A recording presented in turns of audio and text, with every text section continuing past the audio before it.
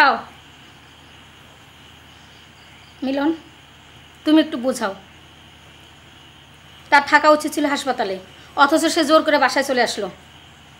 Doctor বলছে ঢাকায় নিয়ে চিকিৎসা করাতে। সে রাজিই হচ্ছে না। আচ্ছা, সে নিজের কথা না ভাবুক, আমাদের কথা তো একটু ভাববে, বাচ্চাদের কথা তো ভাববে। তার যদি কিছু একটা হয়ে যায় তাহলে আমরা কোথায় গিয়ে দাঁড়াবো? তোমার কান্না থামো তো। আমার বাচ্চারা কাকে বাবা বলে ডাকবি? হয়েছে, আমেরিকা সিঙ্গাপুর চিকিৎসা করে মানুষ মরে না? কি মরে?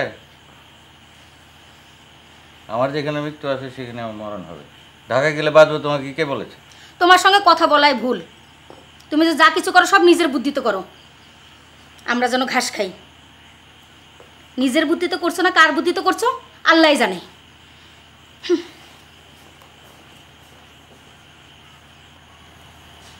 বুঝলি তো, কায়দা করে লতা বির কথা শুনিয়ে গেল। আচ্ছা, আমি একজন হার্টে ঢুকি, আমার সঙ্গে ব্যবহারটা দেখলে